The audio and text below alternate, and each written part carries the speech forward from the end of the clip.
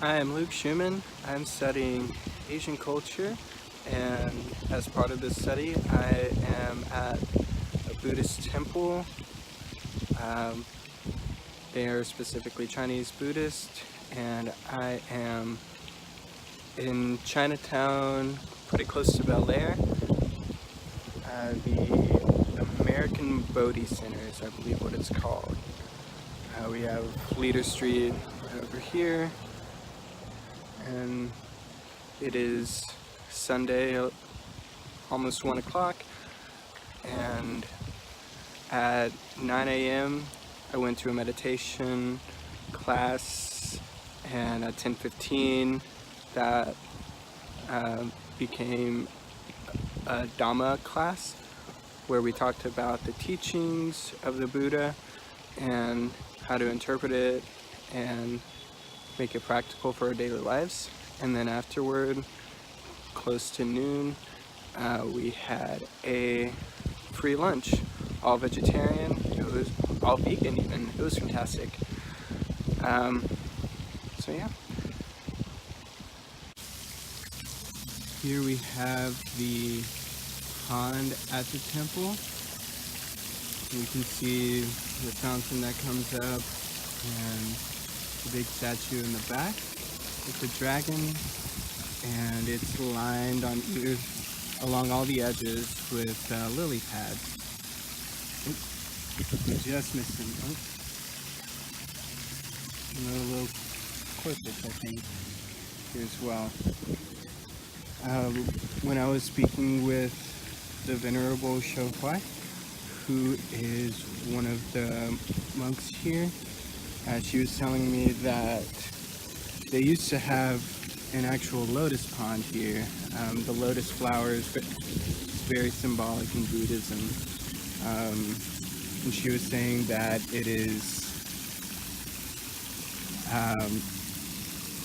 it represents beauty in the midst of a lot of not as beautiful things. Lotus flowers often grow in the mud, and in a lot of ways it just means that with Buddhism you can be a source of beauty and a source of light when everything else isn't as beautiful. But when they had the lotus pond here, they would have to maintain it, they would have to clean it out yearly. It involved getting in a boat and cleaning everything out, and it was a lot to work with. So they unfortunately had to take away the lotus flowers, but they do still have the lily pads. They're still really beautiful in a lot of ways. Pond and statue, and it's a good place to meditate. They were saying, they said people still meditate here all the time, but they used to have people come and take pictures at the lotus pond. I guess this was back in the 80s and 90s when it was a little easier to maintain. But I heard the Venerable Shohai also mentioned that this pond was required by the government to help prevent this area from flooding. So interesting that it's here for one purpose, but it's able to serve another purpose and be this little oasis in the middle of Houston.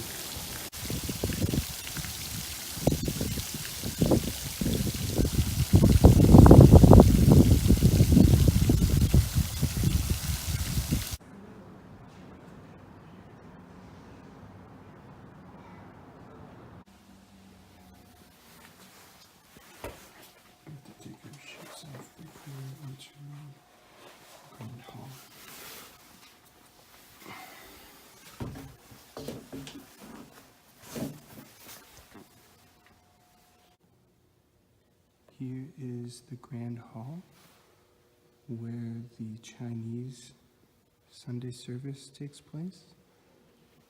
I think around between 10 and 11. We have a statue here. I'm talking very quietly, but a few things that I was told by the Venerable Shohuai, one of the monks here, is that first thing you see when you walk in are a bunch of pews. I was very surprised, and I expected it to be just ground and maybe some mats for people to meditate.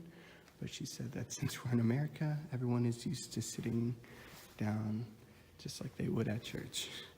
So I thought that was an interesting little tidbit. We have a little American influence on the culture. Here we have center stage. Of course, at the very middle is the big statue of Buddha. He is sitting this specific way. He's meditating, of course, and he has one hand up and the other hand on his knees. He's saying that this is a way of showing that he is enlightened, and it's kind of with one hand being down closer to earth, it displays humanity, and then another hand being up, it displays, portrays enlightenment. And so on either side of him, we have the flowers representing the purity, and then we have lights on either side as well. All of these are very symbolic. And then if we come up over here, we see drums, we see mats, and over here we see bells. And here, lining the walls in the very back, we have a lot of completely identical little Buddhas. And they're all making the same position as the Buddha up in center with their gold. And there are a lot of them. And when I asked the Venerable Shohui if they represented anything, she said, very honestly, they are here for decoration, but they are still important and symbolic in a lot of ways, because Buddhism doesn't recognize a God. It's very human-oriented. It shows that while becoming a Buddha is very difficult, it requires a lifetime of devotion, of ridding yourself of impurities, of gaining wisdom. And these lights on either side, they represent wisdom. So while it requires a lot to become a Buddha, it is still something that's achievable and attainable for us, because even the original Buddha was human, and we are all humans.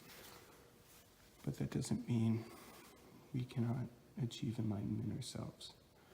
So that's kind of the extra element for why there's so many little Buddhas. And here's what everything looks like from the front as well. I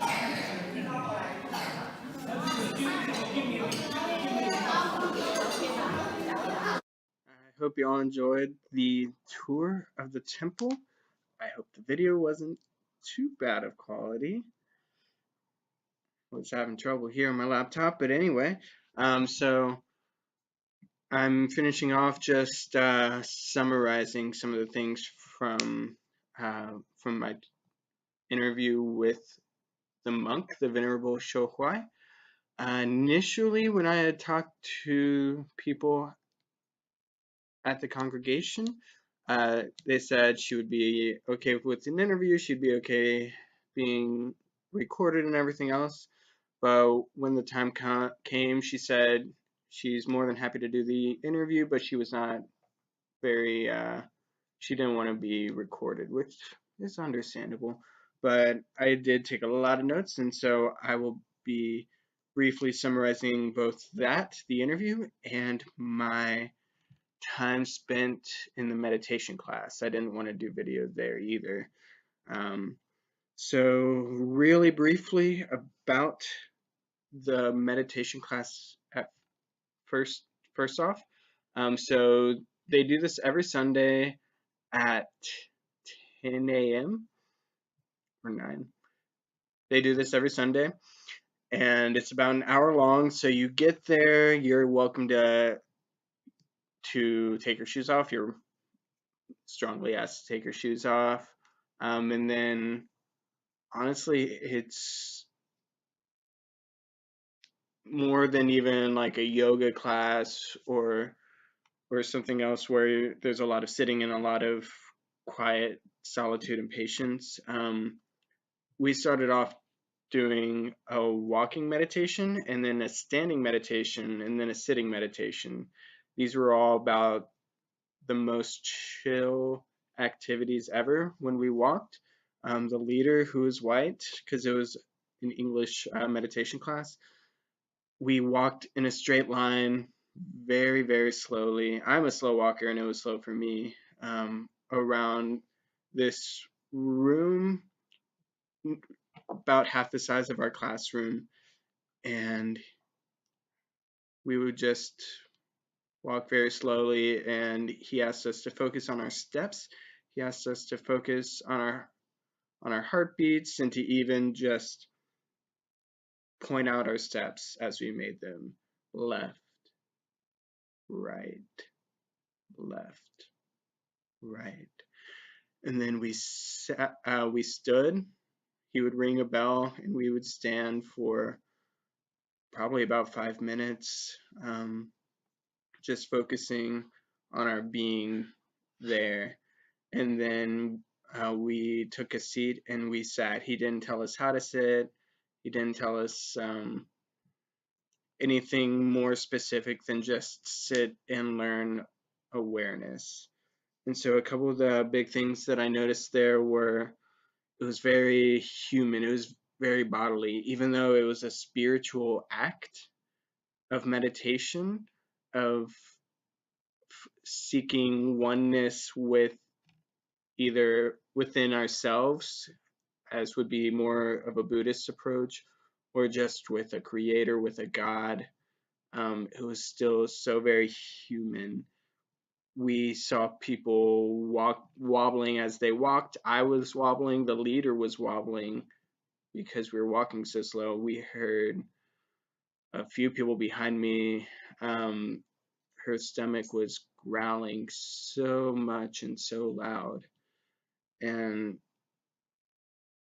that was one of my favorite things about it. I felt sorry for her because she was probably very hungry, but even though it was meant to be spiritual, we didn't seek to separate the spirit or the soul from the body. And that was just really beautiful. I really enjoyed that. The class itself was gender inclusive. There were all ages. Most of the people there were white, in fact, too. Again, because it was an English class. But we had a Dhamma teaching class. After that, Dhamma means teaching. So we talked about the teachings of the Buddha, and I noticed how there were some similar factors between Buddhist teaching and Christian teaching. We talked about lust, and there was kind of a 3-step process into trying to avoid lust, and it was all within ourselves.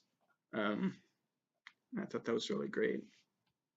And lastly, I want to very briefly talk about the interview I had. One of the monks at the temple, her name is Venerable Shou Huai. Venerable is the title, or type, like how we would call someone a pastor at our church. It would be the same thing here. It's a sign of reverence, of respect, of title. She was a monk, and she had been a part of the church, or I'm sorry, of the temple since 1979, and it was founded just a couple years before that. She started off in Taiwan as a nurse, and she spent some of her time here in America, here in Houston, as a nurse as well. She started off as a layperson and then slowly became a part of the clergy, to become what she is now, the secretary of the clergy committee. Um, and so the interview itself was 45 minutes long, but we'll talk about some of the things that were specific to the interview that I didn't talk about when touring the temple or anything else. So a few things about a typical service. I did touch on this a little bit, but she said that the idea was to praise the Buddha. That we had the Buddha at the very center of the room, and for a long time they would just chant Buddha's name. It kind of be a way to try to become one with the Buddha. If you don't know much about Buddhism, becoming a Buddha is something that's possible. Doesn't happen very much, but the idea behind Buddhism is that this is a level of human existence that is achievable for us, for anyone who spends a long time and a lot of devotion to becoming a Buddha, as opposed to just a Buddhist or a follower of the Buddha. And so it would require celibacy, it would require good deeds, it would require meditation, enlightenment. A lot would need to happen. Long story short. So another question that I asked her specifically was, did she think Buddhism had a major impact on Asian culture, or has Asian culture had more of a major impact on Buddhism? And she said that's kind of hard to tell, because Buddhism has existed for 2,500 years. It started in India, and now it's spread all throughout Asia, small sects in different part of the world. It's hard to see any kind of separation there. But there are ways that Buddhism has kind of been connected to certain countries' cultures. But at the same time, she also said that a lot of Asians have their own culture, and a lot of that has been influenced by Western culture even.